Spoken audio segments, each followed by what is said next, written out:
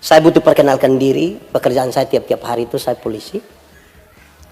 Terus di gereja saya penatua. Yang saya mau kasih tahu begini.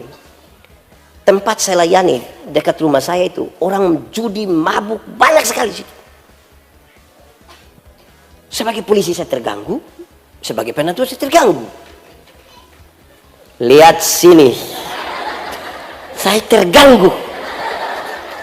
Sebagai pengkhotbah saya terganggu. Saya tanya, Bapak kenal nama orang-orang itu? Tahu. Orang besar sama-sama kok di itu kampung. Berarti nama-nama mereka Bapak tahu? Ya tahu. Kalau begitu kita mau tanya, pernahkah secara pribadi Bapak diam-diam berdoa untuk orang-orang itu dan menyebutkan nama-nama mereka pada Tuhan? Bapak Ibu, saudara-saudara, shalom. Ini tidak ada orang di sini. Shalom. Oke. 4 hari kita akan belajar bersama-sama di bawah semangat tema baca sama-sama 1, 2, 3. Kasih yang mempersatukan. Saya akan mengajak kita di malam ketiga ini belajar bersama dari bagian ini. Mari kita buka Injil Yohanes pasal 17 ayat 21 sampai yang ke-23. Injil Yohanes 17 ayat 21 sampai yang ke-23. Yang sudah dapat katakan amin. Shalom. Kuat sedikit. Shalom. Mau damai di hati atau mau shalom, yang penting kuat omong. Begitu. Shalom.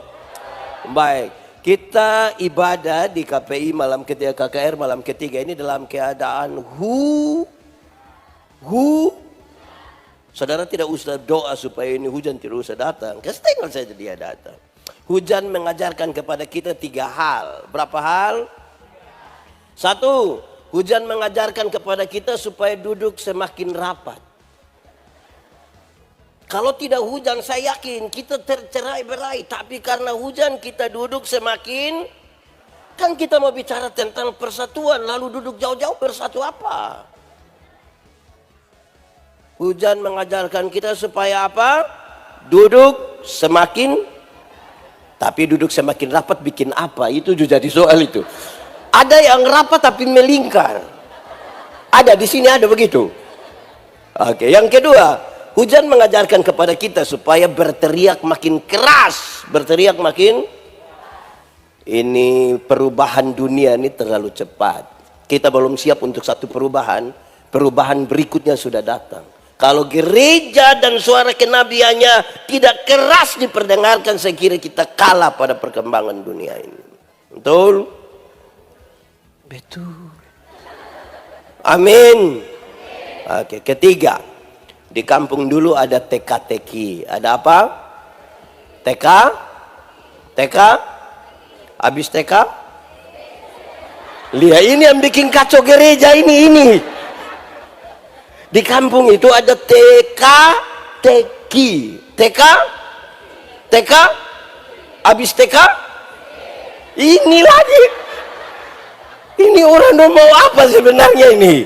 Ulang-ulang. TK? Habis TK? Konsisten sekali orang. Habis TK ya teki kok.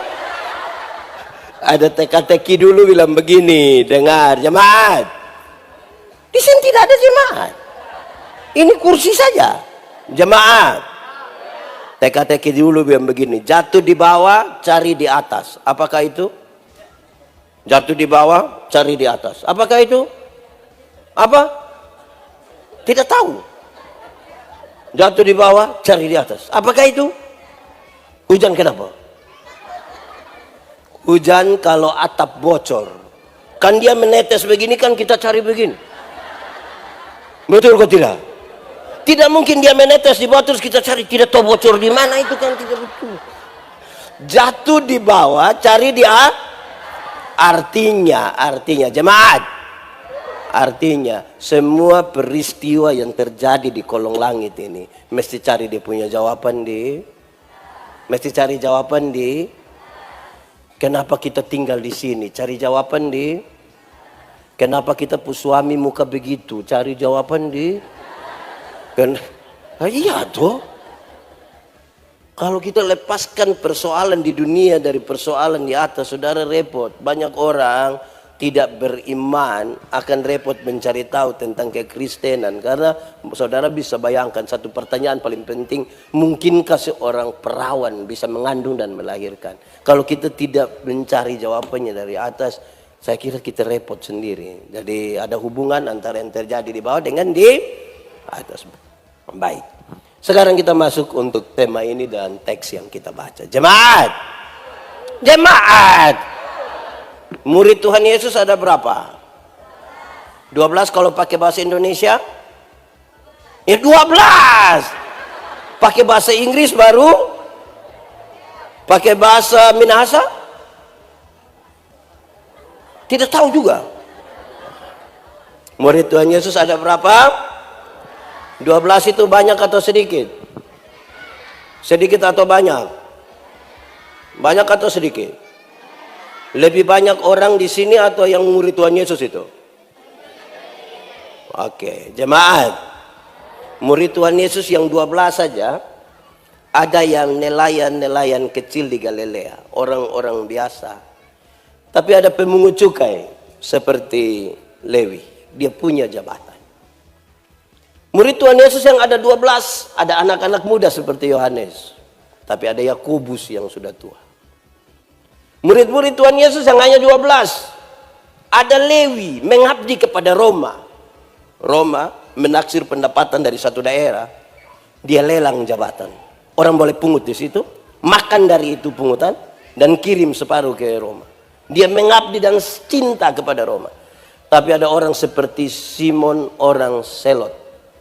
Seorang anggota partai politik dalam masyarakat Yahudi yang anti terhadap Roma. Dorang hanya 12. Ada orang yang tidak punya jabatan, ada yang punya, ada anak muda, ada orang, ada yang cinta terhadap Roma, tapi ada yang anti. Itu dorang 12 saja potensi konflik sudah ada. Oh, itu mau konflik itu. Apalagi kita banyak-banyak orang. Apalagi kita punya gereja sangat banyak. Karena itu bagian-bagian dari doa Yesus ini. Dia mau kasih tahu begini. Supaya mereka menjadi satu. Sama-sama 1, 2, 3. Lebih kuat 1, 2, 3. Kasih tahu kawan di sebelah 1, 2, 3. Supaya mereka menjadi satu, bukan supaya mereka menjadi seragam. Menjadi satu dan menjadi seragam itu dua hal yang beda. Beda atau tidak? Beda atau tidak? Beda. Seragam itu, satu pakai baju putih, semua pakai baju. Satu pakai sepatu, semua pakai. Satu bilang do, semua bilang. Itu namanya Menjadi satu tidak harus seragam. Menjadi satu adalah pengelolaan terhadap perbedaan-perbedaan. Pengelolaan terhadap berbeda itu baik. Baik atau tidak? Saya kasih nikah satu pasang nikah di kampung. Yang laki-laki umur 54 tahun. 64 tahun. Yang perempuan umur 20 tahun. Ngeri itu. Saya tahu jemaat yang hadir, mereka bicara tentang beda usia yang signifikan itu. Bedanya berapa tahun? 44 tahun. Waktu khotbah saya bilang begini. Dalam sebuah pernikahan, beda usia tidak penting. Yang lebih penting adalah mereka harus beda jenis kelamin. Itu penting. Betul kok tidak? Untuk apa sama-sama umur 30 tahun tapi laki-laki semua? Itu pakai bahasa Kupa bilang domba korek-korek begitu tidak bisa. Memang harus berbeda, mengelola. Amin. Jadi persekutuan yang kita bilang mempersatukan itu pengelolaan perbedaan. Kenapa? Yang seragam belum tentu hatinya seragam. Amin. Ibu-ibu sudah sepakat mau pakai baju seragam. Sudah seragam saja mereka ribut lagi. Seragam ini polos atau kotak-kotak. Terus bilang polos. Sudah sepakat polos. Warna hijau atau coklat. Repot lagi. Yang pengelolaan perbedaan. Saya bilang di mana-mana, mengelola perbedaan itu harus seperti makan kolak. Tahu kolak? Pernah makan kolak? Kolak terdiri dari ubi, pisang, santan, gula. So jadi dia penama. Waktu sejadi kolak kita makan pisang masih rasa pisang atau tidak? Masih. Tapi ada cita rasa baru yang ditambahkan sebagai bagian dari sebuah kebersamaan. Tidak ada upaya untuk saling menghilangkan satu dengan yang lain. Bisa berkumpul di satu tempat, nama panci kah, periuk kah, tupperware kah, tapi berkumpul itu bareng-bareng semua kan? Atau siapa di Minahasa yang kalau dia mau makan kolak, dia makan ubi di sana, pindah lagi makan pisang di sana, pindah lagi minum santan di sana, baru terakhir duduk di atas kompor di sini, kan tidak bisa pakai. Jadi kalau ada yang berbeda tidak ada masalah kan? Harusnya tidak ada masalah. Nah, jemaat. Tadi doa Yesus adalah 1, 2, 3 supaya yang lain tidak tahu bohong. Supaya mereka doa supaya mereka menjadi satu itu adalah bagian-bagian terakhir. Yesus bersama-sama dengan murid-muridnya. Dan segera setelah itu dia akan berhadapan dengan pengkhianatan. Sampai dia mati, bangkit, naik ke sorga, Roh Kudus dicurahkan. Dan secara fisikly dia tidak lagi berkumpul bersama-sama dengan murid-muridnya. Kalau begitu, doa ini dimaksudkan untuk apa? Ada 2 tujuan. Berapa tujuan? Berapa tujuan? 1. Supaya mereka menjadi satu di dalam kasih. 1, 2, 3. Di dalam kasih. Kalau dalam banyak orang tanpa kasih, semua kepalsuan. Ingat jemaat, tidak semua senyum tulus. Kita datang, kita bilang shalom, shalom. Kita lewat separuh. Betul atau tidak? Tidak semua. Saya berkhotbah di banyak bank di Indonesia. Saya bilang ini ibu-ibu yang kerja di bank, ini cantik-cantik semua. Mau lihat jauh atau lihat dekat tetap cantik juga. Dorang pakai baju yang bagus-bagus lagi, kerja di ruangan tertata rapi lagi, ber-AC lagi. Kita pergi di bank macam tidak mau pulang. Mau lihat-lihat dorang terus begini. Baru naik tangga terakhir dengan santun sekali dorang bilang begini. Selamat siang, ada yang bisa kami bantu? Terus saya tanya dorang, ibu-ibu, siapa di antara ibu-ibu yang bangun pagi lihat suami pas bangun terus dia bilang, selamat pagi, ada yang bisa kami bantu? Jadi mesti ada jemaat. Di sini ini desa nama apa dulu? Kasih aman. Suami istri aman, kakak adik aman, ipar-ipar. Mulai kacau ini mulai kacau ini. Saya tanya ulang dulu, ini desa apa? Kasih aman, suami istri aman, kakak adik, ipar-ipar, dan mama mantu. Itu mulai kacau, itu mulai tambah kacau. Kalau kasih tidak ada kita repot itu. Jemaat. Hukum Taurat itu ada 10. Ada berapa? Dari 10 itu dijabarkan menjadi 613 pasal. Berapa? Dari 613 itu masih ada ribuan peraturan hidup setiap hari. Dan dari ribuan itu Tuhan Yesus simpulkan dia dalam 2 kalimat, yaitu mengasihi Tuhan dan mengasihi. Dari 2 kalimat itu Tuhan simpulkan dia menjadi tinggal 1 kata, yaitu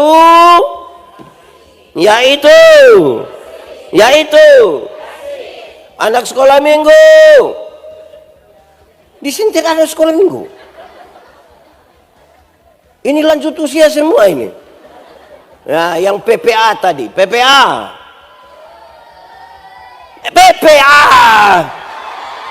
Mentor. Coba berdiri semua. Yang tadi yang PPA dong, itu yang tadi ada menyanyi di sini. Berdiri di tempat. Tidak Tidak, langsung pulang. Dari orang datang menyanyi saja pulang. Oke. Oh ada. Oke. Tepuk tangan buat Doran dong. Baik. Jemaat. Lihat Doran semua dan kita menyanyi. K-A. Tepuk tangan. Apa? Kasih itu apa?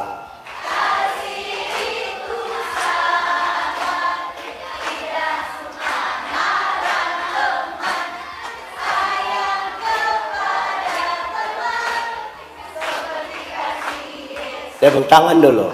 Silakan duduk. Oke. Jemaat. Itu lagu refleksi dari pertama Korintus pasal 13. Menjawab pergumulan perpecahan jemaat di Korintus. Yang lagi ribut soal siapa punya karunia paling besar. Dan di antara kelompok-kelompok yang satu semacam dia adalah kelompok Paulus dan satu kelompok dari Apolos.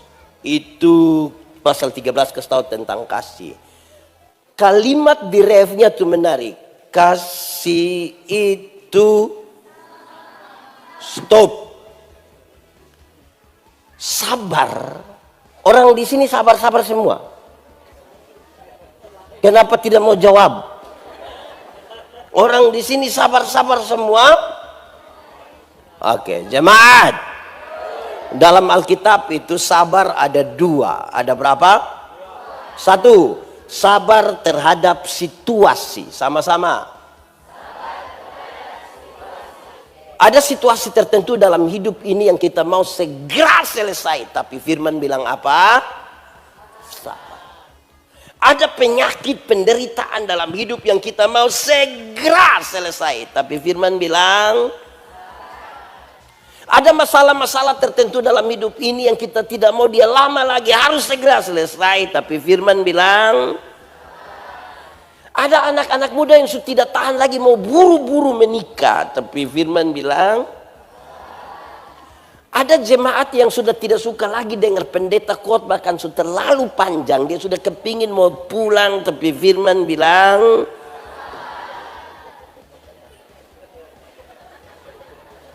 kedua, sabar terhadap orang. Sama-sama. Ada orang-orang tertentu dalam hidup kita ini yang terlalu menjengkel. Tapi firman bilang ada tetangga-tetangga ini yang terlalu menjengkel. Tapi firman bilang ada pendeta-pendeta yang terlalu tapi firman bilang ada anak-anak di rumah ini yang terlalu tapi firman bilang ada suami-suami itu yang terlalu tapi firman bilang ada istri-istri yang terlalu ada kok tidak? Ada kok tidak? Siapa pe istri? Tapi firman bilang apa? Sabar dan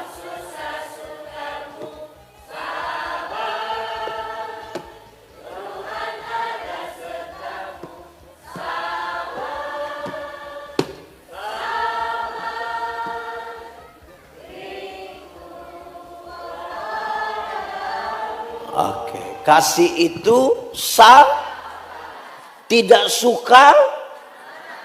tidak suka. Di sini ada yang suka marah-marah, bapak-bapak atau ibu-ibu. Ada yang suka marah-marah. Ada ikut ibadah di sini. Dia pakai baju warna, aduh itu tambah masalah lagi nanti. Ini orang sedikit-sedikit marah, sedikit-sedikit marah. Marahku sedikit-sedikit.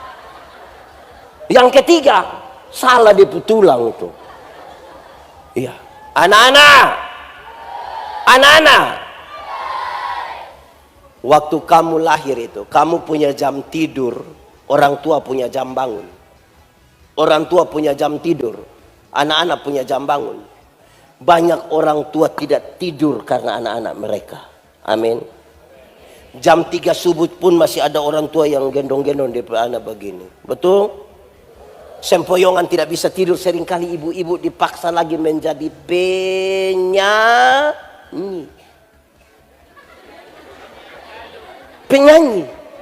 Dan karena itu ibu-ibu punya lagu seringkali tidak bisa dipertanggungjawabkan. Kalau tidak bobo.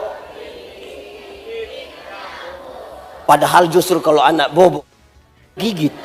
Kalau anak ada lari-lari, nyamuk mana gigit dia. Tapi sudahlah, jangan. Anak-anak. Kamu itu waktu lahir itu tidak bisa omong. Tidak bisa? Atau siapa di antara kamu yang lahir dengan lahir langsung bilang, yes. Anak-anak, karena kamu tidak bisa omong, orang tua ajar kamu omong satu-satu suku kata. Pa. Setelah dorang sudah jadi anak PPA, remaja, SMP, SMA, ada suka bawa omong dan dong punya bapak mama? Ada suka? Lebih suka bicara dengan wah, anak lahir tidak tahu bicara. Kita tidak tidur gara-gara mereka. Ajar mereka bicara satu-satu suku kata. Sudah lancar bicara, lebih suka bicara dengan orang lain daripada orang tua. Pertanyaan terakhir, siapa suruh kasih makan itu anak dorang? Kenapa kasih makan dorang? Sama-sama 1, 2, 3. Kasih tidak terpatahkan. Sama-sama 1, 2, 3. Anak-anak, waktu kamu lahir itu kamu tidak bisa atau siapa yang lahir dari lahir langsung bilang putar ke kiri.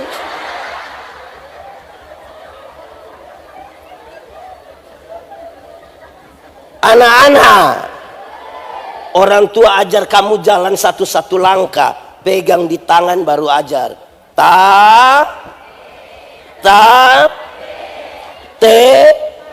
Nah itu jalan belakang itu. Dorang sudah SMP, SMA, bisa jalan. Ada suka jalan dengan orang tua? Jalan pi mana? Dorang lebih suka jalan dengan? Saudara lihat sekarang, lahir tidak bisa buat apa-apa. Orang tua ajar mereka jalan. Setelah lancar bisa jalan sendiri. Tidak mau jalan dengan orang tua. Lebih suka jalan dengan teman. Pertanyaan terakhir sama. Siapa suruh kasih makan itu manusia dorang? Sama-sama 1, 2, 3. Kasih tidak? Kasih tidak? Anak-anak. Orang tua sampai bilang begini. Anak-anak asal kamu mau sekolah tinggi, biar kami orang tua ikat perut tidak apa-apa. Pernah dengar itu kalimat? Atau sendiri omong? Orang tua itu kalau sampai bilang ikat perut, itu bukan berarti dorang mau pakai stage. Tapi dorang utang demi anak-anak dorang. Betul kok tidak? Anak-anak, kamu ada pegang handphone? Android? Dengar baik-baik, pendeta bilang, itu handphone utang. Orang tua beli untuk kamu. Anak-anak, ada yang pergi sekolah, pergi gereja, bawa motor? Dengar baik-baik, itu motor utang. Karena orang tua mau dia puana senang toh. Anak-anak, orang tua belikan kasih kamu motor, tapi orang tidak mau dengar kabar celaka dari kamu. Saya mau tanya pemuda-pemuda dulu. Pemuda-pemuda. Aduh. Pemuda tahu motor? Pernah naik motor? Siapa pemotor? Motor sendiri? Solunas? Dengar, itu motor itu hasil dari pabrik. Orang yang kerja di pabrik itu otak bagus, kerja pakai sistem komputer lagi. Karena sudah pintar lagi pakai komputer, tahu memang ban di mana, velg bagaimana, gas, rem, speedometer, semua terukur dan terhitung. Tapi kita punya anak-anak yang tidak lulus semua mata pelajaran ini. Mereka ikut-ikut reparasi motor. Akhirnya motor bunyi seperti orang gila. Wah, wah, wah. Jemaat, saudara bayangkan jalan di ini desa ini sempit begini, tengah malam orang tidur, saudara lewat, wah, wah, wah. Itu orang punya doa hanya satu. Bilang apa itu doa? Itu doa bilang apa? Coba mati baik. Orang tua berdoa supaya kamu selamat, sejahtera, sentosa, tagal, wah, wah. Orang doa supaya, itu saudara, orang tua baca. Nah, jemaat, dengar. Lihat sini, jangan lihat itu oto. Hei, ini orang dan tidak bisa fokus di gini. Oto satu lewat dong begini. Oto satu lewat dong begini. Hei, semua lihat sini dong begini. Oto lewat lagi. Mata kepala tetap, mata yang pindah.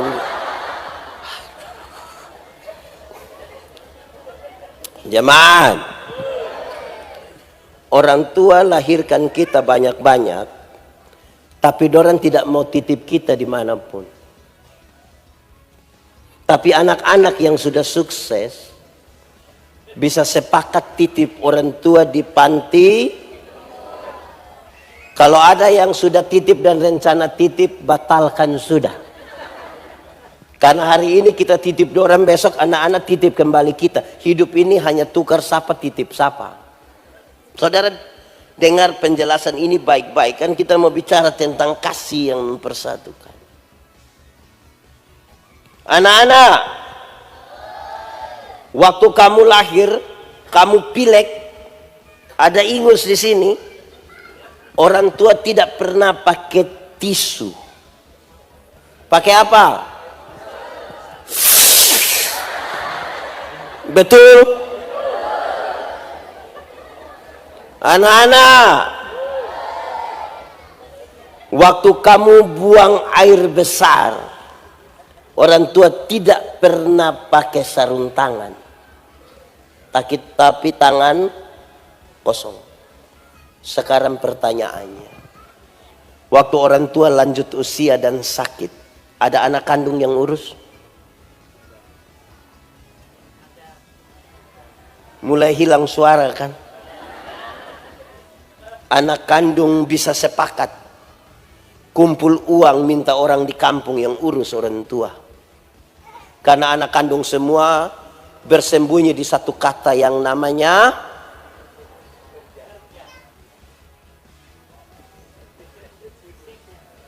jemaat. Izinkan saya bertanya sedikit.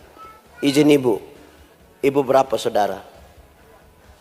Bapak berapa saudara? Di sebelah lagi. Ibu jangan semua ibu. Lain lagi. Bapak berapa saudara? 3. Bapak, izin mama berapa? 4. Saya bertanya untuk kita renungkan sedikit. Orang tua bisa lahirkan dan membesarkan kita 2, 3, 4. Tapi 4 anak yang sudah sukses belum tentu bisa urus satu mama yang masih hidup. Belum tentu. Belum tentu. Waktu kita sakit, orang tua bisa berhari-hari atur kita sampai tuntas. Tapi hari ini kalau ada orang tua sakit dan anak sempat jaga 2 hari, dia sudah marah-marah. Papa mama tidak ada anak lain lagi, hanya saya saja, hanya saya saja. Dia bisa online berjam-jam. tapi mungkin jarang menelpon orang tua. Tapi ketika orang tua mati, dia bisa telepon berulang-ulang, jangan kubur dulu sebelum saya sampai.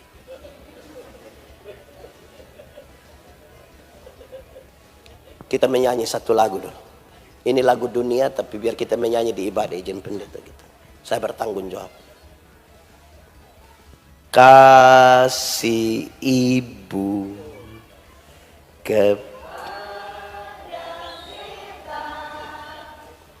tak terhingga sepanjang masa, hanya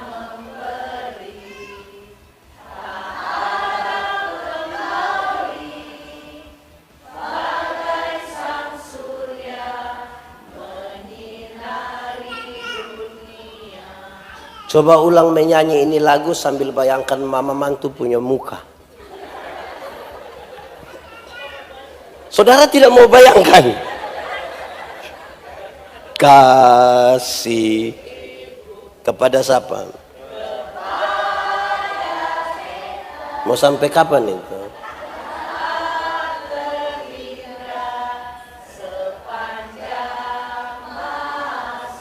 Hanya apa? Harap kembali kok tidak? Seperti apa?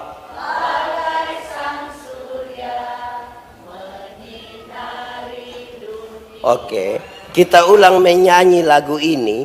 Dan anak-anak yang lihat dia punya papa mama ada duduk, itu anak harus bangun dari dia punya tempat duduk, datang peluk dia punya papa, datang peluk dia punya mama, dan bicarakan satu kalimat. Kasih. Silakan. Ada papa mama di sini bangun.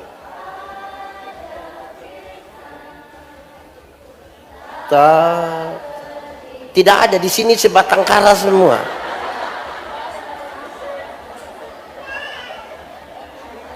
Tidak ada.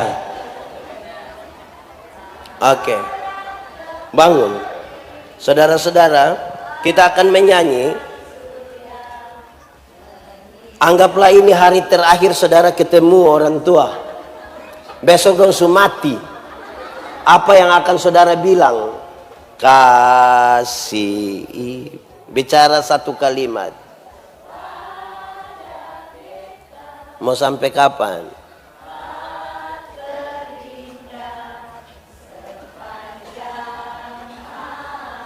Hanya apa? Harap kembali Kotil. Seperti apa?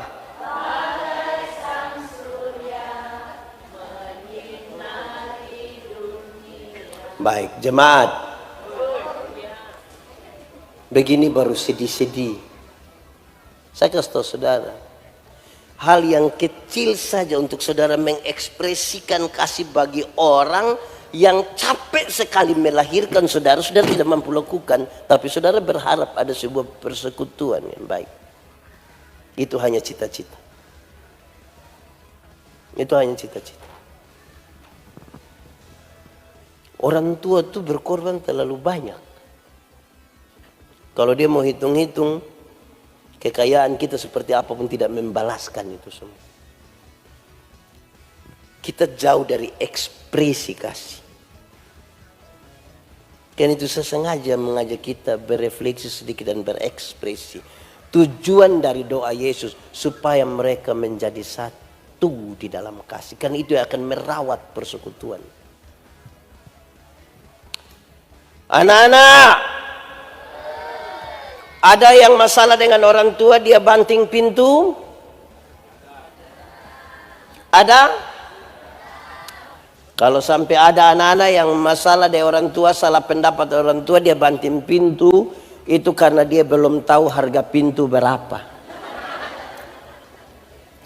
Kalau dia sudah tahu itu harga pintu, dia akan tutup dengan hati-hati. Ibu-ibu dulu itu, orang tua dulu itu, ketika lihat dia punya anak sakit, panas begitu, celup handuk di air, terus dia taruh di sini kan. Tapi saya rasa itu ibu-ibu dulu. Yang Ibu Budi, Wati, dan Iwan itu. Yang ibu-ibu muda sekarang anak sakit dia foto. Sudah foto lagi dia upload baru tulis, Dede sakit. Cepat sembuh nih. Mama sayang Dede. Habis itu Dede punya foto satu, DP mama pun 30. Itu yang sakit DP mama. Di sini ada yang mama-mama begitu? Ada di sini itu mama-mama. Coba tunjuk itu. Oke, jemaat. Itu harapan pertama, supaya mereka menjadi satu di dalam. Yang kedua, supaya mereka masing-masing pribadi menyatu dulu dengan Tuhan, baru menyatu dalam persekutuan. Maksudnya begini, saya pakai contoh saja. Bapak pendeta menyatu dengan Tuhan, ibu pendeta menyatu dengan Tuhan, bapak pendeta menyatu dengan Tuhan, saya menyatu dengan Tuhan, baru orang empat menyatu dalam sebuah persekutuan. Tidak boleh ada satu orang pun dalam persekutuan yang tidak menyatu dengan Tuhan tapi mau masuk dalam persekutuan. Dia akan menghancurkan persekutuan. Masing-masing pribadi. Aku di dalam engkau, engkau di dalam mereka. Masing-masing orang. Masing-masing pribadi yang menyatu dengan Tuhan baru datang menyatu di dalam persekutuan. Tapi saya bilang saudara begini, kesatuan dengan Tuhan itu ada syaratnya. Ada apa? Syaratnya adalah menjaga kekudusan. Sama-sama 1, 2, 3. Kenapa menjaga kekudusan menjadi syarat utama? Lihat sini. Itu oto warna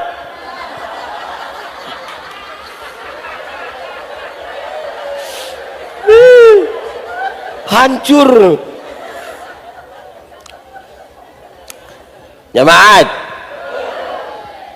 kenapa menyatu dengan Tuhan itu syaratnya menjaga kekudusan? Karena Tuhan yang kita sembah itu Tuhan yang kudus.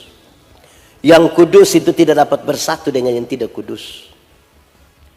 Yang suci tidak dapat bersatu yang tidak suci. Tanggalkanlah kasutmu, sebab tempat di mana engkau berdiri itu kudus. Kalau kudus kita sebut terang, dan tidak kudus kita sebut gelap. Yang terang dapat bersatu dengan gelap. Yang terang dapat bersatu dengan gelap.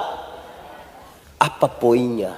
Jemaat, ada orang bisa aktif pelayanan, menyatu dengan Tuhan, belum tentu. Pendeta Yandi tiap hari berkhotbah dari satu daerah ke satu, menyatu dengan Tuhan, belum tentu. Kalau tanpa menjaga kekudusan. Saudara pelayanan tiap hari, bahkan saudara maha hadir dalam semua ibadah. Maha hadir, Senin hadir, Selasa hadir, semua. Lansia hadir, ibadah rumah tangga hadir, remaja hadir, anak-anak hadir. Menyatu dengan Tuhan, belum tentu. Karena syaratnya menjaga kekudusan. Kenapa hal itu serius? Kalau tidak menjaga kekudusan, kita menjadi aktivis pelayanan. Kelihatan kita ada dalam semua ibadah, tapi tidak menyatu dengan Tuhan. Kalau orang diterang, bisa lihat orang digelap? Bisa? Orang digelap, bisa lihat orang diterang? Lalu kenapa kadang-kadang orang sudah diterang, dia kembali ke gelap? Karena dia suka begini.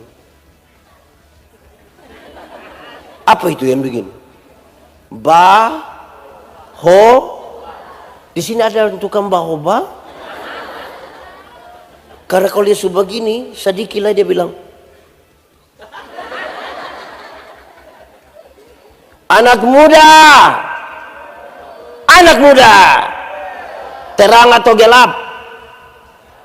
Terang atau gelap? Terang, amin.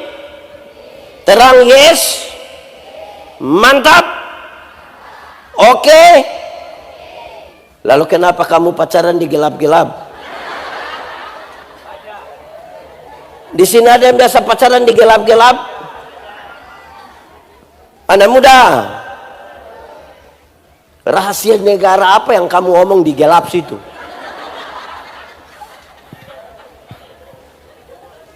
Jadi tanpa menjaga kekudusan, kita hanya aktivis pelayanan. Kita tidak mampu membangun sesuatu. Jadi dikasih kita punya masalah ekspresi, di kesatuan kita punya masalah menjaga kekudusan. Pendeta Yandi, jadi apakah karena itu lantas doa Yesus tidak akan menjadi kenyataan? Jadi, bahkan sudah terjadi. Bagaimana menjelaskannya? Jemaat, di bagian kedua dalam pembacaan tadi begini, itu barang terjadi karena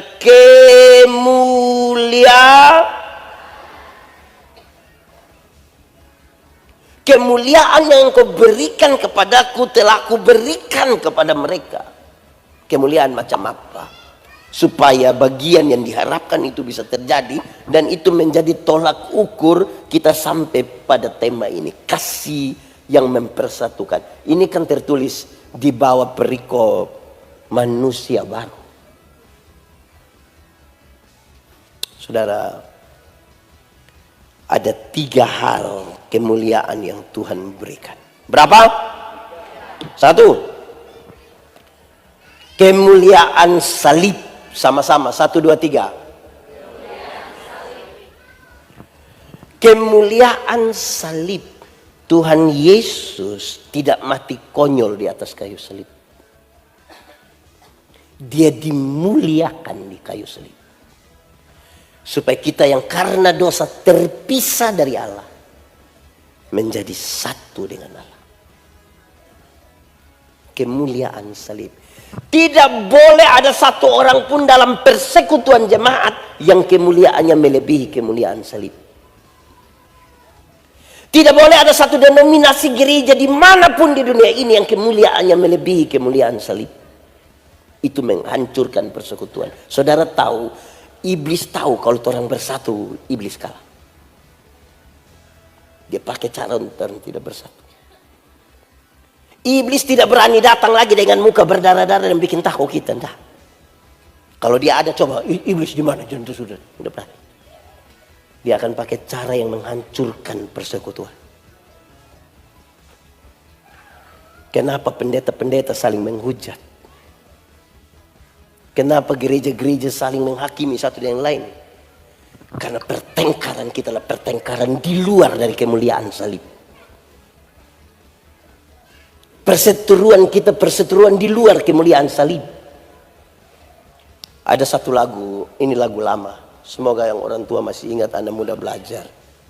Pada saat tubuh kita jauh dari lihat salib.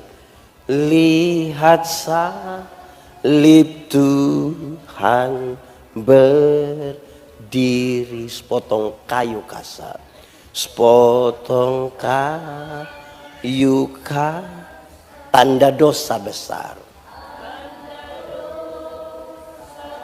Di sana Tuhanku telah mati.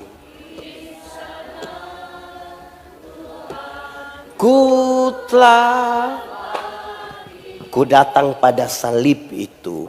Ku datang pada salib, ku kenangkan cinta Tuhanku, ku kenangkan cinta Tuhan, ya ku jatuh pada kakinya.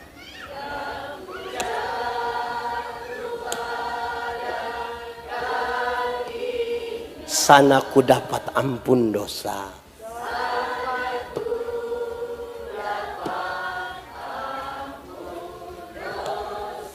Saudara lihat sekarang, kalau orang datang pada kemuliaan salib, tidak akan ada orang menyombongkan dirinya. Dia hanya bilang, ku datang pada salib itu. Ku kenangkan cinta. Kalau saudara bertanya hari ini, Yesus, seperti apakah engkau mengasihi aku? Tuhan Yesus tidak jawab. Kalau hari ini saudara bertanya, seperti apakah Tuhan Yesus engkau mengasihi saya? Tuhan tidak jawab. Tapi dia merentangkan tangannya di kayu salib dan mati bagi saudara dan saya. Kemuliaan itu yang Tuhan berikan supaya mereka menjadi satu dalam sebuah persekutuan, dalam kasih yang mengikat, bukan pura-pura. Kenapa semua diam-diam macam bersalah sekali?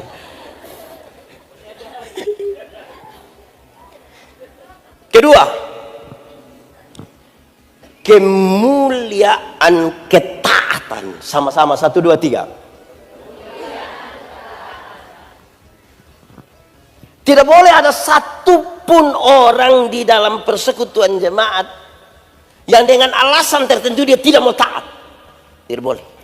Merusak persekutuan. Saudara tahu, dalam bergereja ini kadang-kadang orang bikin sidang, sepakat sama-sama, terus sama-sama sepakat langgar. Babi yang tidak tahu apa-apa saja ikut mati gara-gara orang persidangan. Sudah habis semua sepakat, ayo langgar. Lalu kita bikin peraturan supaya kenapa? Tuhan Yesus taat, bahkan taat sampai mati. Ada orang tanya saya, Pendeta Andi, kalau Tuhan itu Tuhan dan dia penuh kuasa, kenapa waktu itu prajurit orang itu datang mau bunuh dia, dia tidak kasih keluar kuasa sedikit biar semua dunia tahu dia, langsung semua orang percaya. Kalau saya yang Tuhan, terus dia, saya lihat engkau tidak mungkin jadi Tuhan, yang macam engkau tidak mungkin. Karena Tuhan itu taat, bahkan taat sampai dalam gereja kami ada katekisasi. Rata-rata di gereja kami itu katekisasi 1 tahun. Mereka yang itu ikut katekisasi itu kalau 3 kali tidak ikut pertemuan, tidak boleh ikut peneguhan sidi. Kadang-kadang itu dilakukan sidi pada waktu menjelang Natal. Nanti ada keluarga datang, ada orang tua datang, bilang, Pendeta, yo, Desember nanti ada peneguhan sidi. Yo, ada. Bagaimana? Saya punya anak yang sekolah dokter di Bandung itu. Itu anak terlalu pintar. Pintar sekali. Itu dosen belum tahu. Dia sudah tahu semua. Dia kenapa sudah tahu semua? Itu dia mau datang pendeta. Untuk dia datang pendeta boleh teguhkan memang. Terus kita bilang, janganlah kok dia tidak belajar. Tersinggung dia pe bapak. Mau keluar dari gereja bikin gereja baru. Keluar tidak apa-apa. Orang lain punya anak boleh taat, ikut 3 minggu, tidak ikut, tidak. Kok dia anak terlalu apa? Dia anak kenapa? Kadang-kadang kita karena sesuatu dalam diri kita, kita boleh mengatakan kita tidak boleh taat. Tidak bisa. Itu menghancurkan persekutuan. Bayangkan kalau kita kasih su tidak ada, kekudusan su tidak ada, ketaatan tidak ada. Lalu saudara merindukan sebuah persekutuan. Hancur itu. Kenapa saudara lihat saya? Jemaat. Ketiga. Yang pertama tadi kemuliaan apa dulu? Mantap. Kedua kemuliaan, mantap. Saudara benar begini sebentar akan dapat CP.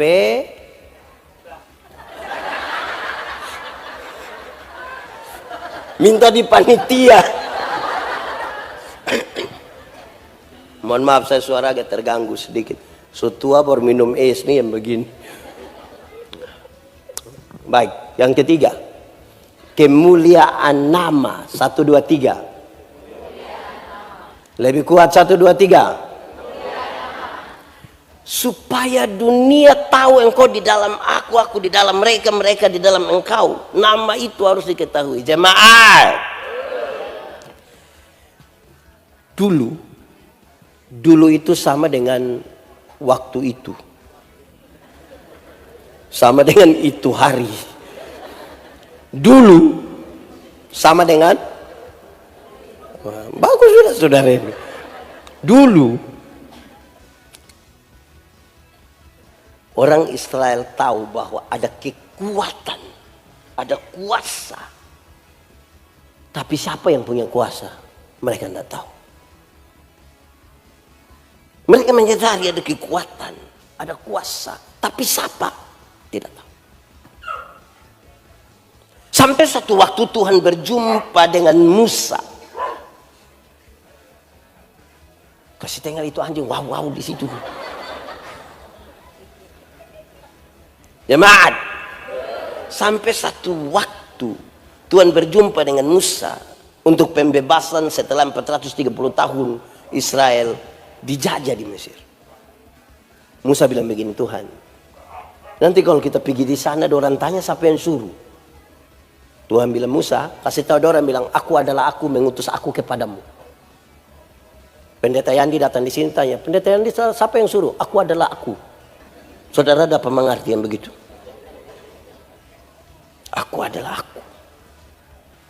Dari aku adalah aku. Dia kasih naik sedikit. YHWH. Yahweh. Tapi nama ini tidak boleh diucapkan sembarangan.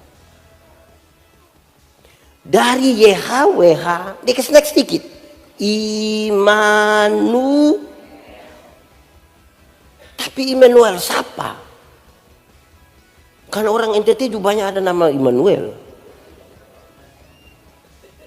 Di sini ada nama Immanuel. Ada.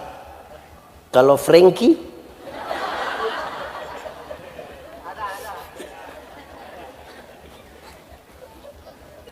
Immanuel yang mana? Ya saya menjelaskan pemerintahan ada di bahunya, bla bla bla begitu. Injil Matius masih menyebutkan Immanuel dan Yohanes menyebutkan. Dan nama itu adalah Yesus. Nama itu adalah Yesus, nama Tidak tahuin lagu? Sudah cukup. Ikan naik.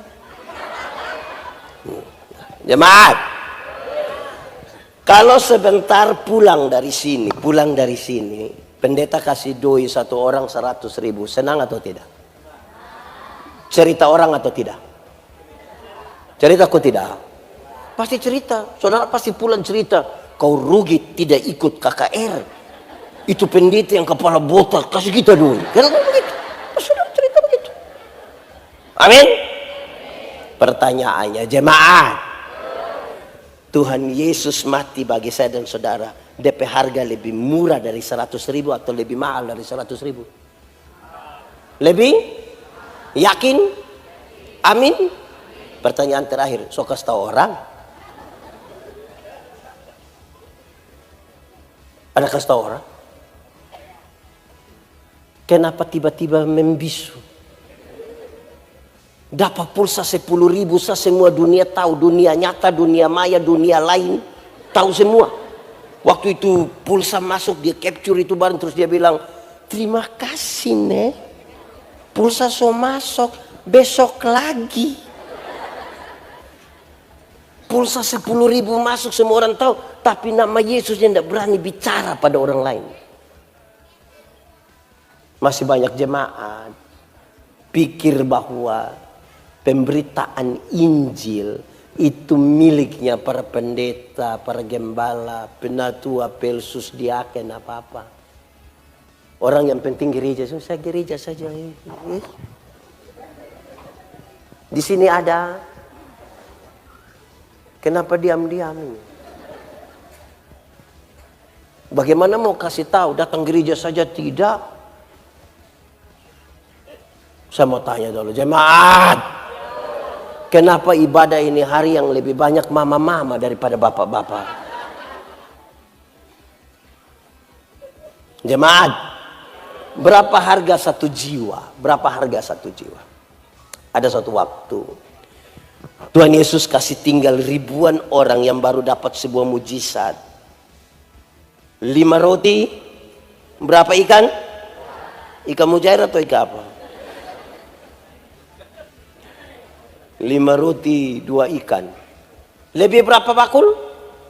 12. Ada yang babungkus tidak?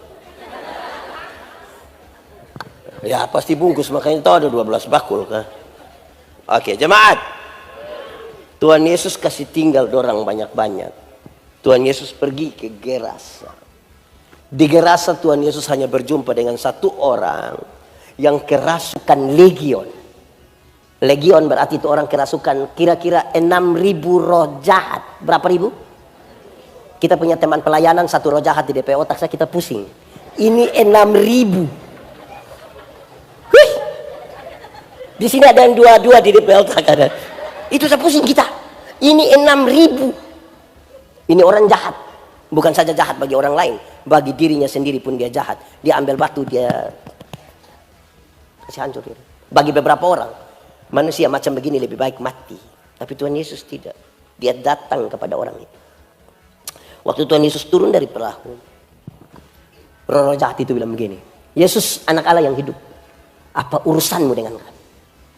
Rupa-rupanya roh jahat juga mengenal nama Yesus. Jadi kalau orang Kristen baru saja mengenal nama Yesus, dia belum lebih hebat dari roh jahat. Karena roh jahat juga mengenal nama itu dan ketakutan. Injil Markus mencatat, di daerah itu ada penjaga-penjaga babi. Ada jaga babi kira-kira 2.000 ekor. Roh jahat itu meminta supaya masuk ke dalam babi-babi itu. Dan Tuhan Yesus biarkan terjunlah babi-babi itu ke dalam jurang dan matilah 2.000 ekor babi. Para penjaga babi kehilangan pekerjaan, mereka kasih tahu orang di kampung datang usir Yesus. Pertanyaannya, apakah Tuhan Yesus tega membuat orang kehilangan pekerjaan? Jawabannya tidak. Bahkan tidak sama sekali. Kalau tidak, lalu kenapa Tuhan biarkan 2.000 ekor babi mati? Jawabannya begini. Dalam struktur budaya Yahudi, babi itu haram. Orang Yahudi tidak makan daging babi. Tidak ada rage di Yahudi.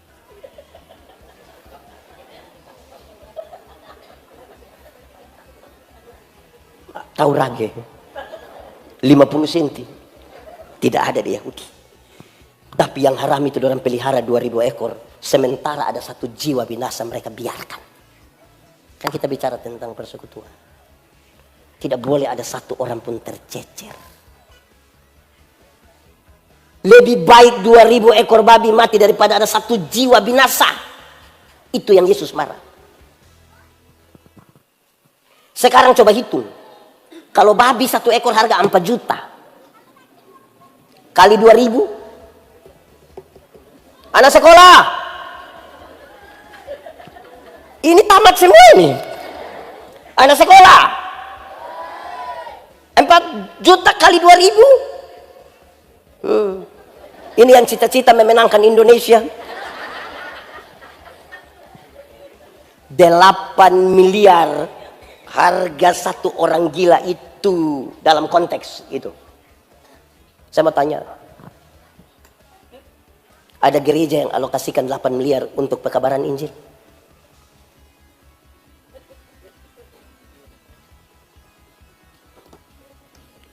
Jemaat. Pendeta yang dikeliling Indonesia, ke luar negeri, di mana-mana. Pekabaran Injil kita tuh 1%.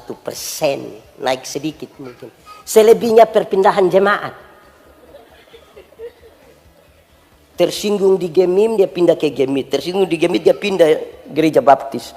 Tersinggung di sini pindah. Tanpa pekabaran Injil. Kenapa saudara lihat saya? Ini kita bicara persekutuan. Jemaat. Tadi pertanyaan itu penting. Kenapa mama-mama lebih banyak dari bapak-bapak? Siapakah orang gila itu? Orang gila itu bisa saja kita punya suami. Tidak percaya? Ibu-ibu cantik-cantik datang jalan sendiri. Pendeta tanya, ibu, mana suami? Jadi tahu sendiri. Nah, ini tanda apa? Ini tanda apa?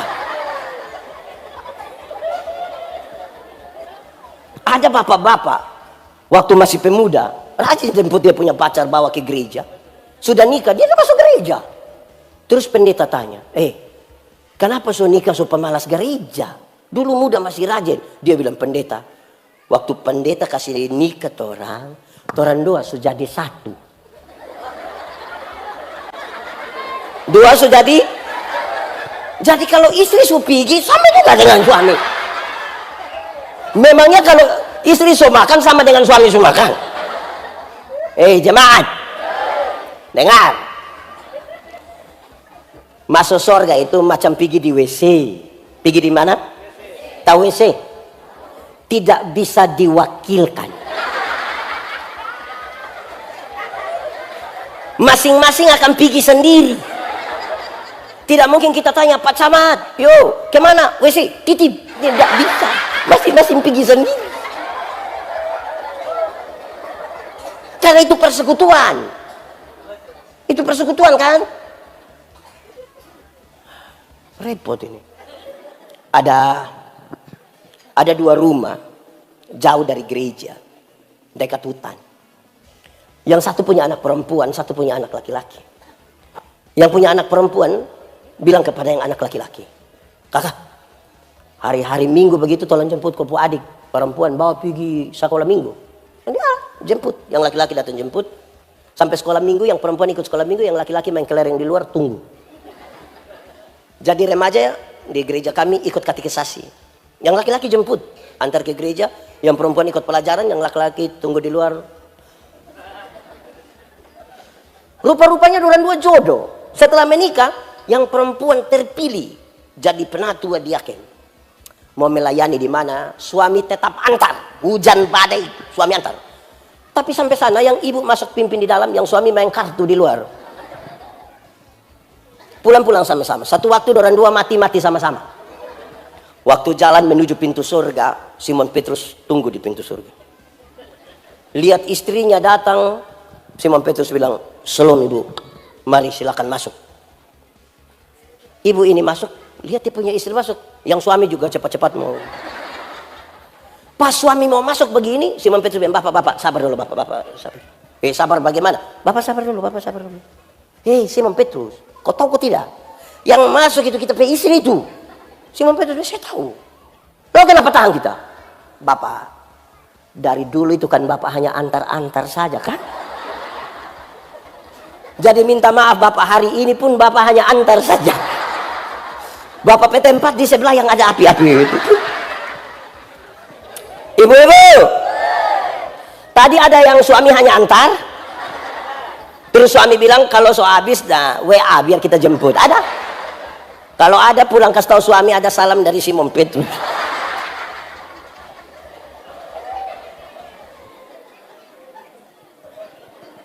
Kemuliaan nama. Dunia mesti tahu. Kalau tiap hari gereja sibuk bertengkar, kapan dunia tahu? Dunia lebih tahu kita bertengkaran daripada kita pemberitaan. Kita butuh sedikit rendah hati. Supaya betul-betul kemuliaan itu terjadi atas kita. Banyak orang tidak berani menginjil. Karena takut. Mau mulai dari mana, berhenti di mana, orang tersinggung. Kita punya pengalaman pekabaran Injil banyak, tapi dua ini suka kita cerita di mana-mana. Mungkin saudara kalau ikuti khotbah-khotbah saya di YouTube, mungkin saudara sudah tahu, tapi kita cerita ulang. Satu saat saya pulang pelayanan malam dari Atambua, itu di perbatasan Timor Leste. Saya suka naik bis, biar dapat pengalaman baru, bisa cerita dengan orang. Saya duduk dekat satu laki-laki. Bis kalau jalan malam itu, woi dia lihat sini. Bagaimana kita bisa menjadi satu kalau ini mata begini terus? Sebentar saudara pulang dan sampai jalan hanya begini saja.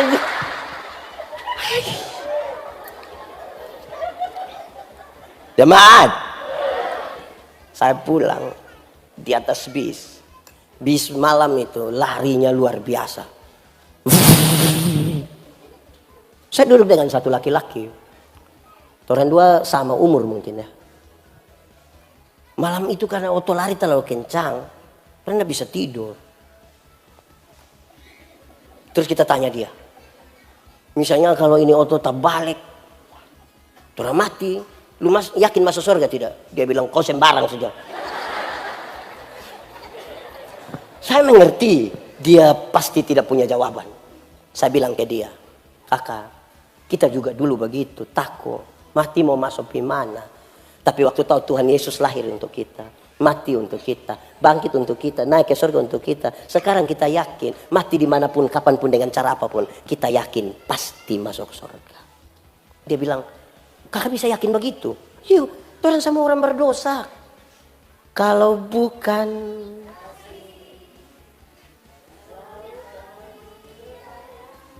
Ya, karena kasih kita diselamatkan. Dia bilang, kalau begitu tolong berdoa buat kita. Kami dua berdoa di atas bis. Segampang itulah kita memberitakan Injil.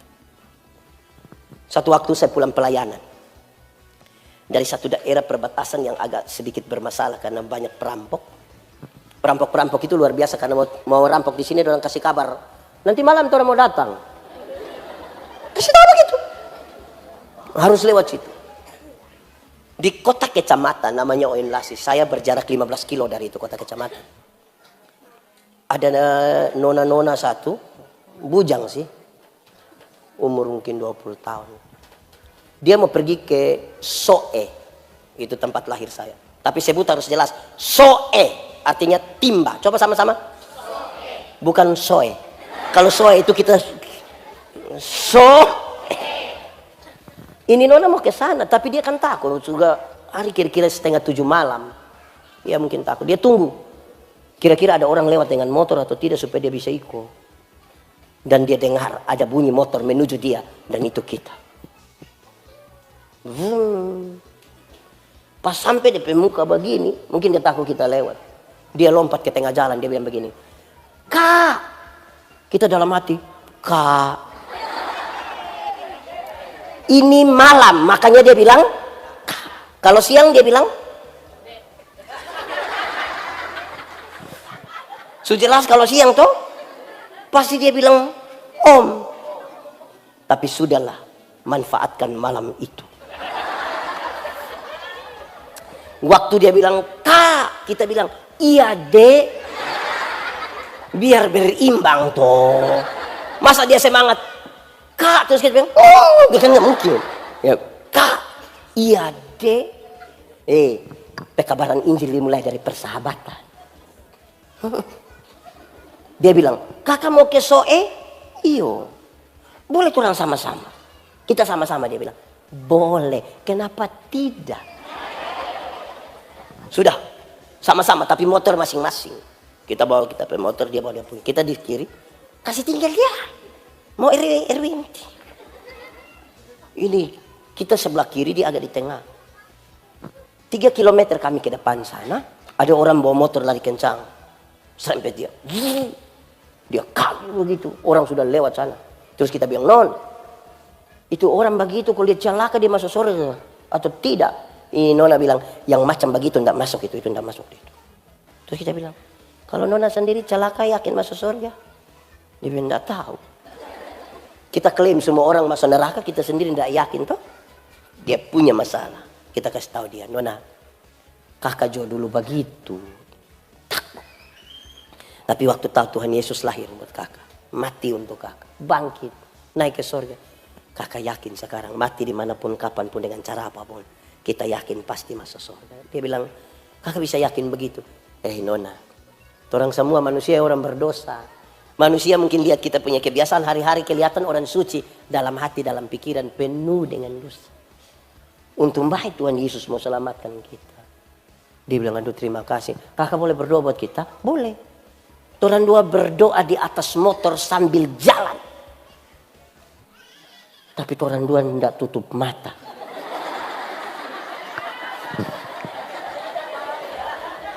Berani orang dua tutup mata. Pasti pasti kami langsung ke rumah Bapak yang...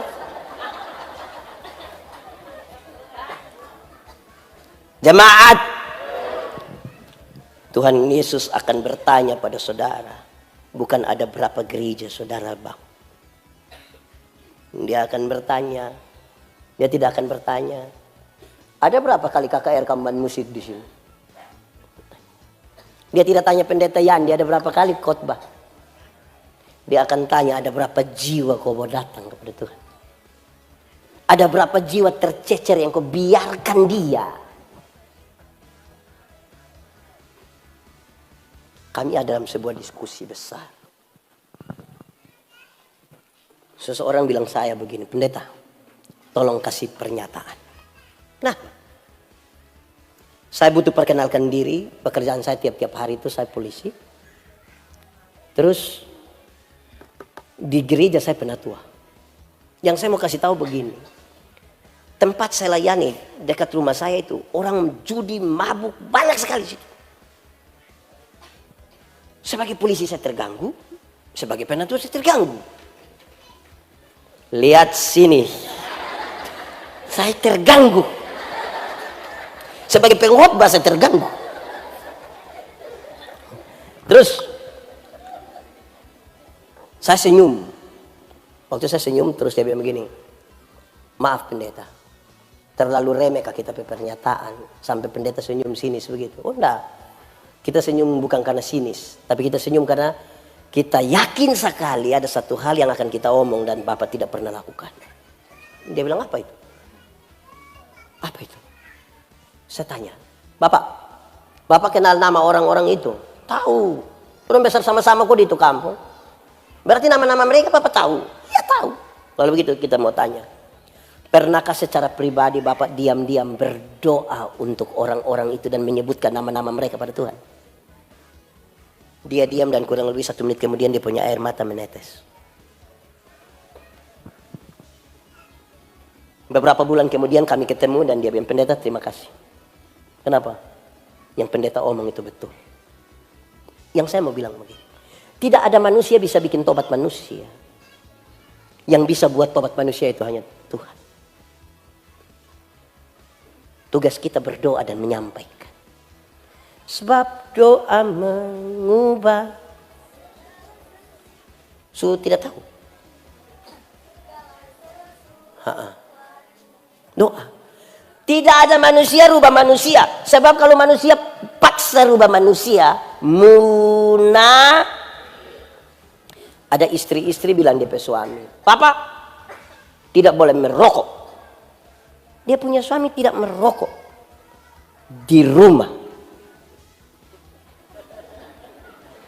Waktu keluar dari rumah, gas atau rem, tinggi atau rendah. Waktu dia balik sudah ke rumah dia berhenti motor coba, cuci tangan. Papa, kenapa sampai cuci model begitu?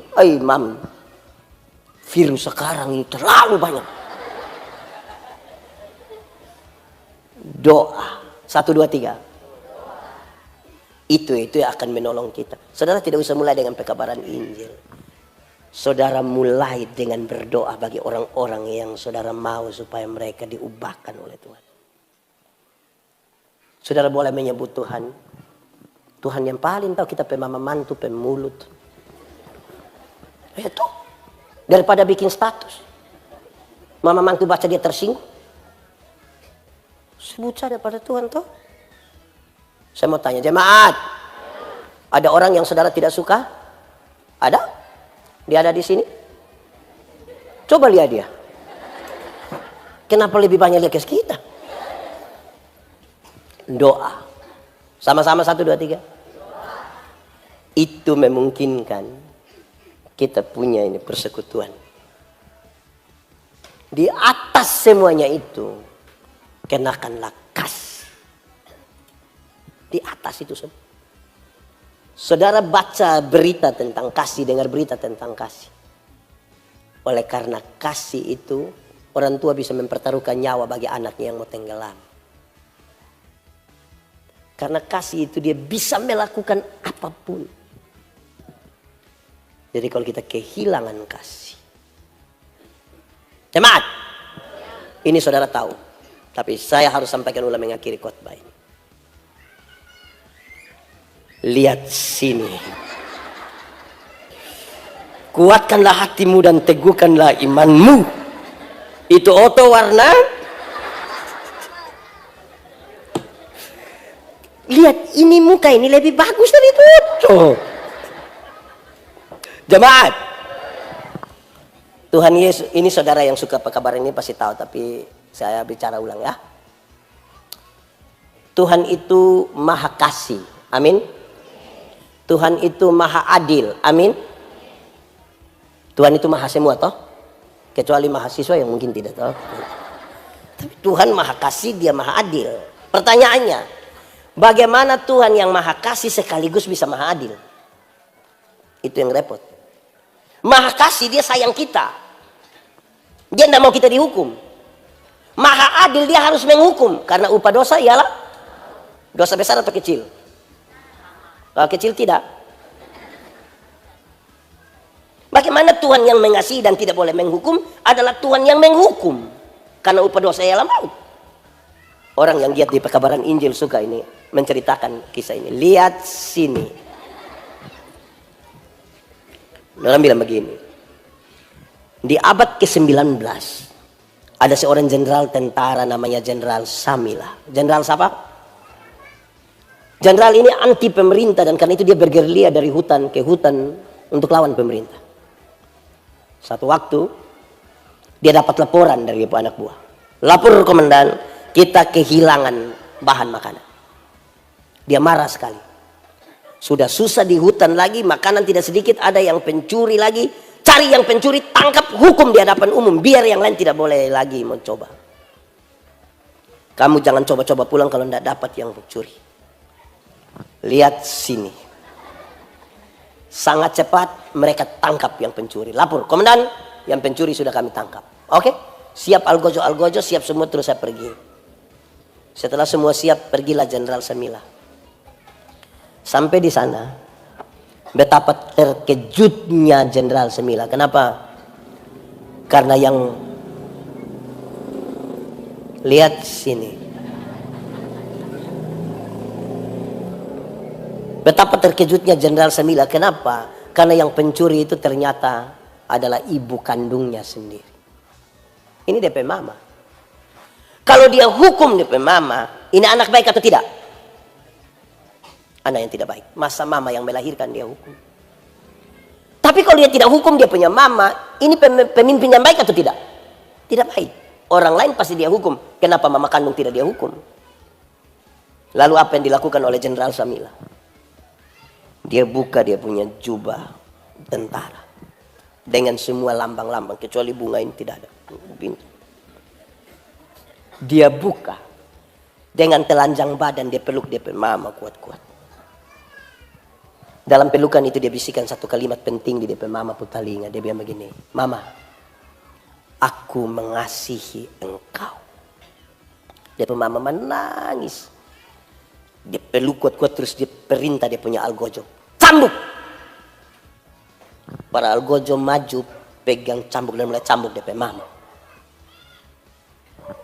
Saudara tahu, karena dipeluk mamanya kuat-kuat, tidak ada satu cambukan pun yang kena dia punya mama. Semua terkena di Jenderal Samila punya badan. Saya mau tanya saudara, ada kasih atau tidak? Ada keadilan atau tidak? Saudara lihat sekarang, kasih dan keadilan hanya bisa berjumpa dalam sebuah pengorbanan. Itu yang bikin persekutuan ini ada. Kasih dan keadilan berjumpa melalui sebuah pengorbanan. 1, 2, 3. Kasih dan keadilan berjumpa dalam sebuah pengorbanan.